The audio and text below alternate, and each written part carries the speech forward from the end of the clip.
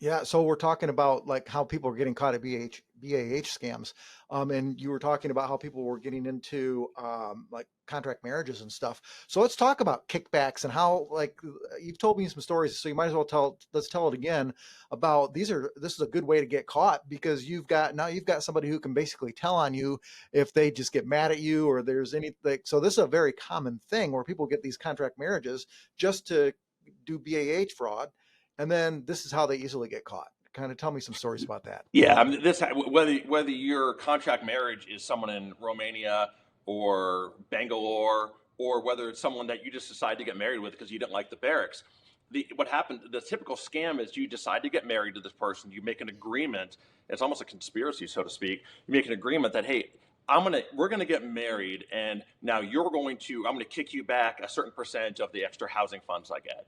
And if I'm getting 2,000 or 3,000 a month, hey, I'm gonna kick you back 1,000 a month, and you're gonna get $12,000 a year tax free in order to run this scam.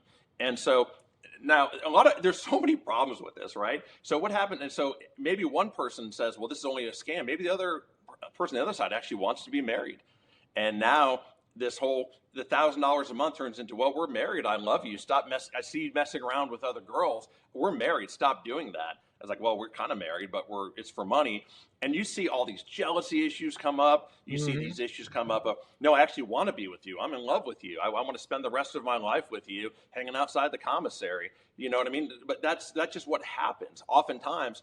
And then it's, hey, either you're going to, really love me and be with me, and you're going to have my baby or whatever the hell it is, or I'm going to turn you in.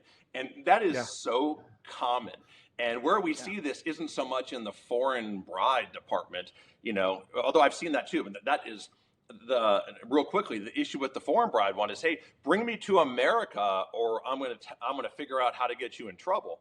Now you're in a real bind because you have yeah. someone in the Eastern Bloc who now you need to bring to America, or she's going to turn you in for fraud. And if you think these people are loyal to you, I mean, this is a contract marriage, for God's sakes. So they're not loyal to you. They're loyal to the money you send them every month. But these young soldiers, these young Marines have no clue on that. And so this almost always goes wrong. And so another one you have, and this is pretty common too. We saw this out a lot when I was living out in Hawaii. Is these typically Marines, because the Marines are in the barracks, the Marines want to get the hell out of the barracks. And so they'll get married to each other. One Marine will find another Marine, and they'll decide to get married. Or they'll find a local girl in town, and they'll get married to. They get out of the barracks, and they'll get housing allowance, and they're living out in Kailua or living out in Kaneohe or whatever. And some of these marriages are so obviously contract, but again, there's jealousy that's involved. You have someone holding it over your head saying, hey, you're going to take me with you. I'm not divorcing you. Or I'm telling your first sergeant, your command. I mean, imagine that. A marriage is it's supposed to be lifelong. I know it's not oftentimes anymore these days, but the notion of I'm going to get married while I'm here and then we're going to get divorced, it's so problematic, and you're almost always going to get caught by this.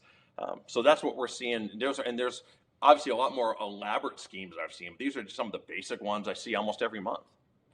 If you're involved in BAH fraud, you need to call my office immediately and do a consultation. You can reach us at area code 813-669-3500. Please get on my calendar. We'll schedule a full evaluation of your case. It will be in complete confidence, and we'll come up with a plan for how to deal with your situation.